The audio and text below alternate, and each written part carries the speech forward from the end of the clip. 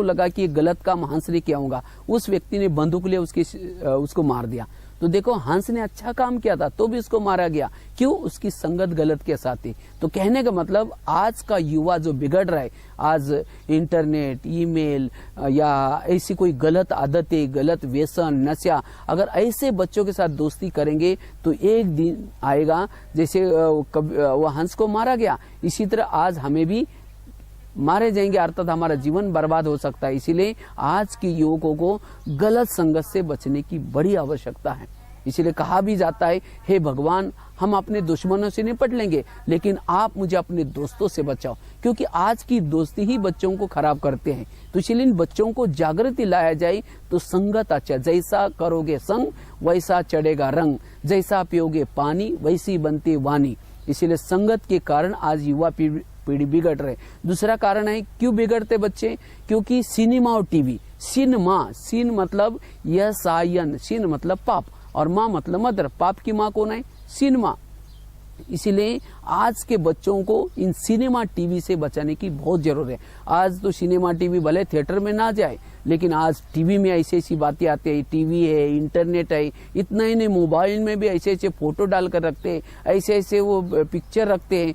तो आज उन बच्चों को इसे जिस शिक्षा से बुद्धि भटकते वो शिक्षा नहीं है, तो सिनेमा टीवी से बचाने की बहुत आवश्यकता है। मैं तो करीबन 5000 स्कूलों में गया हूँ और वहाँ कभी जाकर के बच्चों को मैं क्वेश्चन पूछता हूँ। बच्चों को पूछता रहता हूँ, बच्चे आप ये बताओ कि आप लोग स्कूल में आने के बाद सुधारते बिगड़ते? तो सब कहते हैं कि सुधारते। फिर दूसरा क्वेश्चन पूछता हूँ कि आप ये बताओ कि सिनेमा टीवी देखने के बाद सुधारते बिगड़ते? तो सब जोर से कहते हैं कि बिगड़ते। फिर तीसरा क्वेश्चन आगे का पूछता हूँ कि इसमें से कौन कौन देखते? तो सबके हाथ खड़े होते। देखो उन्होंने खुद मुंह से कहा कि हम उसे बिगड़ते तो भी कर रहे। अगर कोई सामने जहर का प्याला रखा है, पीने के बाद अगर क्या हो जाता है, मर जाएंगे, तो कोई पिएगा? पता है कि सामने खड्डा है तो कोई जा करके गिरेगा। इसीलिए पता है कि हम इसे बिगड़ते हैं तो भी हम क्या कर रहे। इसीलिए ऐसी शिक्षा से बच्चों को, क्योंकि निगेटिव शिक्षा देखने से जीवन भी निगेटिव बन सकता है। वास्तव में समाज खराब नहीं था, लेकिन निगेटिव बातें समाज को देख देख करके समाज क्या हो गया, निगेटिव बना। इसीलिए इन बच्चों को पॉजिटिव चीज, ऐसे नहीं कहा कि सिनेमा टीवी नहीं देखो, ये समाज ने साधन जो बनाए हैं ये हमारे उपयोगी है, लेकिन अगर उसका दुरुपयोग करेंगे, निगेटिव देखेंगे, उसे पतन जरूर होगा। इसीलिए हमें आज महात्मा गांधी ने एक सिनेमा देखा था, उन्होंने राजा हरिश्चंद्र का सिनेमा देखा था। संस्कार चैनल, जागरण चैनल, कई कई ऐसे सीरियल आते हैं, रामायण है, महाभारत है, जिससे हमारी ऊर्जा बढ़ जाते हैं, मनोबल बढ़ जाता है। ऐसी चीजें भले देखें, बाकी निगेटिव चीजों से आज की युवा पीढ़ी को बचाने की आवश्यकता है। अभी मैं कुछ दिन पहले एक स्कूल में जा रहा था, और जब स्कूल में जा रहा था तो एक बच्चा भी सामने जा रहा था। तो जब जा रहा था तो मैं अकेला था और बच्चा भी अकेला था। तो अचानक बच्चा जोर से कहता है, हाय हानू। तो मैंने देखा हाय हानू, मेरा तो उसका पहचान नहीं, इसने हाय हानू किसको कहा। जब मैं पीछे मुड़ जब थोड़ा आगे गया तो देखा वो बच्चा एक हनुमान का मंदिर था, उस हनुमान के मंदिर को, हनुमान को देख करके कहता है हाय हानू। हाँ, हाय हानू मतलब हनुमान क्या उसका दोस्त है। ये चीजें कहाँ से सीखा? आज कहाँ हमारी भारतीय संस्कृति, कोई भी हमारे पूर्वज दिखाई पड़ते हैं, देवता दिखाई पड़ते हैं, उनको देख करके दोनों हाथ जोड़ करके नतमस्तक होकर के उनसे आशीर्वाद प्राप्त करना, ये हमारी भारतीय संस्कृति है। लेकिन आज के बच्चे ये पाश्चात्य संस्कृति के कारण, सिनेमा टीवी के कारण आज ऐसी संस्कृति सीखते जा रहे हैं जो हमारी भारतीय संस्कृति लुप्त होती जा रही है। इसीलिए हमें क्या करना है, इस पाश्चात्य संस्कृति से बचाने के लिए बच्चों को निगेटिव सिनेमा टीवी से स्वयं को बचाने की आवश्यकता है। क्योंकि सिनेमा टीवी में दिखाने वाली कोई चीजें कोई रियल स्टोरी नहीं होती, ये आर्टिफिशियल स्टोरी दिखा करके बच्चों के अंदर आर्टिफिशियलता आती है। इसलिए सिनेमा टीवी से स्वयं को बचाना है। तो आज की युवा पीढ़ी जो बिगड़ी उसका कारण है सिनेमा और टीवी। तो पहला कारण बताया गलत संगत, आज की युवा पीढ़ी बिगड़ी, गलत संगत, सिनेमा टीवी। तीसरा है व्यसन। व्यसन करने से, कोई गुटखा, कोई सिगरेट, ऐसी चीजों का सेवन करने से बुद्धि के अंदर निगेटिव बातें, आसुरी वृत्तियां जागृत होते। आज कहते हैं रावण क्यों बना था? क्योंकि वो नशा करता था। वो तो एक रावण था, लेकिन आज घर घर में रावण बनता जा रहा है। आज वो एक दुर्योधन था, लेकिन दुर्योधन दुशासन एक था, लेकिन आज घर घर में बनते जा रहे। क्यों? उनके अंदर नशा और व्यसन के कारण आज युवा पीढ़ी बिगड़ती जा रही। इसीलिए हमें इन चीजों से स्वयं को उनको बचाने की आवश्यकता है, क्योंकि ऐसी चीजें खाने से शरीर के ऊपर असर पड़ता है। अभी कुछ दिन पहले हमारे माउंट आबू में एक बहुत बड़ा ग्लोबल हॉस्पिटल है, तो वहां मैं गया था। तो वहां मैंने देखा एक 9वीं कक्षा की छात्रा वो हॉस्पिटल में थी, तो उसके गले में नली डाल करके वहां सब्जी का सूप पिलाया जा रहा था उसको। तो मैंने उसके माँ को पूछा इसको क्या हुआ?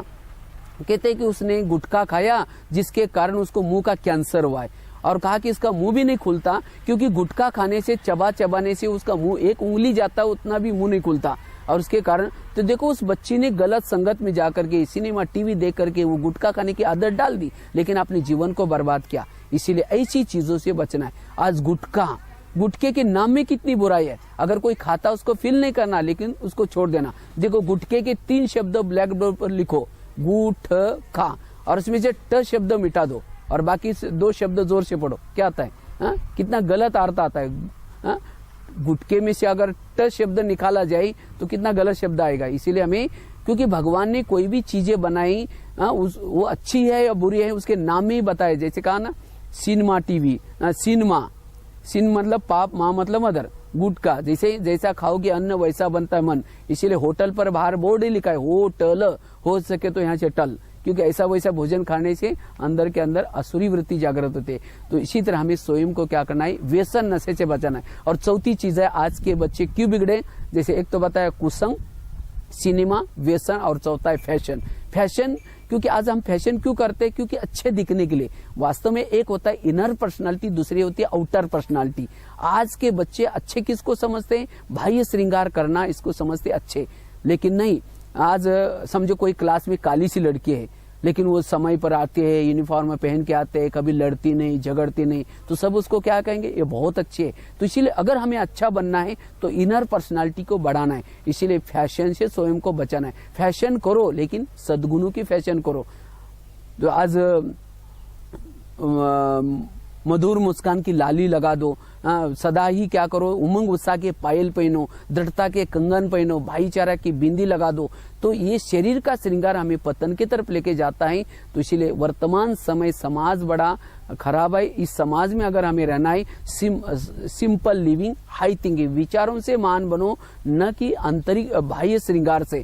इसलिए हमें फैशन से बचना है और आंतरिक श्रृंगार को बढ़ाना है। तो इस तरह से 4 चीजें आज की युवा पीढ़ी बिगड़ने का मूल कारण है। एक तो गलत कुसंग, सिनेमा, व्यसन और फैशन, इससे बचना है। और बाकी 3 चीजें आपको शॉर्ट में बताते हैं जिसे हमें जीवन में धारण करना है, तब अच्छे बच्चे बन सकते हैं। पहली बात है, आज के बच्चों के अंदर सहन शक्ति की आवश्यकता है, लेकिन असहन शक्ति की बच्चों के अंदर कमी होती जा रही है। पहले एक जमाना था जब हम स्कूल कॉलेज में पढ़ते थे, बच्चों को टीचर क्या करते थे? हाथ के ऊपर छड़ी मारते थे। छड़ी क्यों मारी जाते हैं? क्योंकि हाथ के अंदर एक्यूप्रेशर के पॉइंट होते हैं। छड़ी मारने के बाद वो पॉइंट दब जाते, बुद्धि खुल जाते। इसीलिए कहा भी जाता था छड़ी लगे छम छम, विद्या आई घम घम। लेकिन आजकल के बच्चों में सहन शक्ति की कमी है, जिसके कारण छड़ी मारने नहीं देती। कान पकड़े जाते थे, क्यों?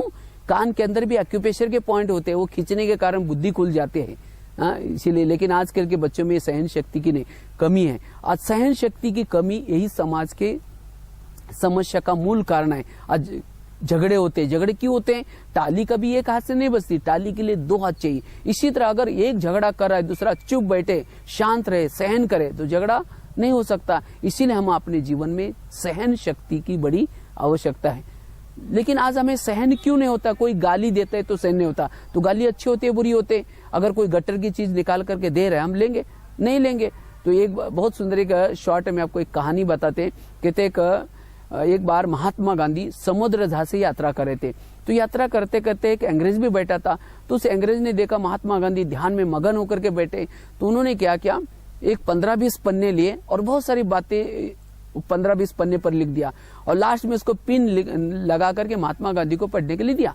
तो महात्मा गांधी ने सभी बातें पढ़ी और लास्ट में उसकी पिन निकाल करके अपनी धोती को लगाई और ध्यान में मगन होकर के बैठ गए। इतने में उस अंग्रेज ने देखा, मैंने इतना 15 पन्ने उनको पढ़ने के लिए दिया, पढ़ा, लेकिन कुछ नहीं बोला, क्योंकि उसके ऊपर महात्मा गांधी के लिए बहुत सारी गालियां लिखी थी। तो अंग्रेज बोलता है कि क्या बात है महात्मा जी, आपने ये सब गालियां पड़ी, आपको कुछ बुरा नहीं लगा, फीलिंग नहीं हुआ? उस समय महात्मा गांधी हाथ जोड़ के कहते हैं आपका बहुत बहुत धन्यवाद, और क्योंकि वो पिन मेरे काम की थी इसलिए मैंने रख दी, बाकी कागज मेरे कोई काम के नहीं इसलिए वापस कर दी। इसी तरह अगर कोई गाली देता है, कोई काम का नहीं, गाली देने वाला दे के चला गया, वो खराटे मार के सो गया, जिसलिए ली उसको रात भर नींद नहीं आ रही। तो आज ये सहन शक्ति की कमी, घर में एसी है, गाड़ी है, सब कुछ है, लेकिन सहन शक्ति की कमी, हमें रात भर नींद भी नहीं आती। उसने मुझे क्यों बोला, ऐसा क्यों बोला? जब नींद नहीं आती तो गोली खाएंगे, शराब पियेंगे और कोई नशे व्यसन करेंगे, इससे और बॉडी के ऊपर इफेक्ट हो गया। तो वास्तव में ये कोई इलाज नहीं, इलाज है सहन करना। इसीलिए आज के जमाने में सहन शक्ति बड़ी जरूरत है। लेकिन ये सहन शक्ति लाने का एक बहुत सुंदर फार्मूला है, निगेटिव बातों को क्या बना दो पॉजिटिव। अगर कोई गाली देता है, कोई अपमान करता है, उस निगेटिव को पॉजिटिव में लो। गाली नहीं दी, मेरे पर गुलाब का फूल डाल दिया। अगर कोई गुलाब का फूल डाले, अच्छा लगता है बुरा लगता है? कहते एक महाराष्ट्र में एक संत थे, वो हमेशा पॉजिटिव सोच करते थे, जिनका नाम था महात्मा गांधी, संत तुकाराम महाराज। जब संत तुकाराम महाराज भक्ति करते थे, गली के लोगों ने उनको भक्ति करने के लिए मना किया, तब भी उन्होंने नहीं छोड़ा। तो एक दिन सभी लोगों ने पकड़ करके उनके गले में सब्जियों की माला पहना दी। बैंगन, टमाटर, आलू, मटर, मिर्ची, नींबू, सभी सब्जियों की माला बना करके पहना दिया। उनका मुंह काला किया और मुंह काला करके उनके बाल उतार करके हल्दी का लेप लगा दिया और उनको एक गधे पर बिठा करके, वो भी उल्टा मुंह करके बिठा दिया और उनको गली गली में घुमाया। इतना भी नहीं छोड़ा, जहाँ उनकी पत्नी रहती थी वहां तक लाया और पत्नी को घर से बुला करके कहा, इनको हमने बहुत समझाया लेकिन नहीं माना, इसीलिए ऐसा किया। जब उसकी पत्नी देखती मेरे पति को ऐसा किया, सबको गाली देना शुरू करते हैं। जब गाली देते हैं तो तुकाराम महाराज अपनी सब्जी की माला दिखा करके कहते हैं, इनको गाली क्यों दे रहे? ये लोगों ने अपने लिए 8 दिन के लिए सब्जी ला कर दी है, हाँ? और कहते हैं इनको गाली क्यों दे रहे? मैंने बहुत दिनों से अपना गांव नहीं देखा था, ये लोगों ने मुझे गली गली का घर घर घुमा के लाए और कहा इनको गाली मत देना, मेरे सिर में फोड़े हो रहे थे, ये लोगों ने बाल उतर करके हल्दी लगाए और कहा इनको गाली मत देना। जब मेरी शादी हुई थी उस समय बारात नहीं निकली थी, ये लोगों ने पूरा गाँव में क्या निकाली, बारात निकाली और कहा इनको गाली मत देना। जब मुझे ये लोग घुमाने के लिए लेके गए थे उस समय धूप इतनी तेज थी, तेज धूप में ये लोगों ने पाँव में कुछ नहीं पहना था, मुझे तो कुछ नहीं हुआ क्योंकि मैं तो आराम से गधे पर बैठा था, इन सभी के तो पाँव गर्म होंगे। इसको कहा जाता है सकारात्मक सोच। तो अगर हम अपने जीवन में कोई गाली दे, कोई अपमान करे, अगर इन बातों को सकारात्मक रूप में लेंगे तब हमारे अंदर सहन शक्ति डेवलप होगी और सहन करने से हमारा दिमाग सदा ठंडा रहेगा, शांत रहेगा और जिसके कारण अनेक बीमारियों से भी हम बच सकते हैं। इसलिए वर्तमान समय बच्चों के अंदर सहन शक्ति के पाठ पक्का कराना ये बहुत जरूरी है। उसके साथ साथ दूसरा वैल्यू है, अगर बच्चों को महान बनाना है, उनको जीवन में समाज में आने वाले समस्या का सामना कराना है, तो इसके लिए मीठी वाणी भी बड़ी जरूरत है क्योंकि आज के बच्चे जो बिगड़ते जा रहे हैं उसका कारण है बोल। और बोल किसे बोले जाते? मुख से। जीभ को बोले हड्डी नहीं, लेकिन तो भी हड्डी तोड़ने का काम करते हैं। जीभ के कारण रामायण बन गया, जीभ के कारण महाभारत बन गया। इसके कारण भगवान ने क्या किया है, जीभ को संयमित करने के लिए 32 पहरे वाले बनाए। दांत कितने हैं? 32। तो भी जीभ बाहर आते, गाली देके फिर चले जाते। जिसने जीवन में स्कूलों में पढ़ते समय वाणी के ऊपर संयमित नहीं किया, बोलना ठीक नहीं सीखा, वो समाज में जाने के बाद उसके जीवन में कई प्रॉब्लम्स आ सकते, कई बातों का सामना कर सकता है। इसीलिए वाणी अच्छी बनाना ये भी शिक्षा का उद्देश्य है। जैसा बोलेंगे वैसा ही हमारा आचरण दिखाई पड़ता है। इसीलिए हमारे बोल बड़े मीठे हों, क्योंकि भगवान ने हमें इंद्रियां दी है। किसी लिए दिया है? इंद्रियां कोई हमें कुछ भी बोलने के लिए, कुछ भी कहने के लिए नहीं दिया है। इसलिए हमारे बोल बड़े मीठे हों। आज दोनों आपस में जब चलते, साइकिल पर जा रहे, साइकिल पर चलते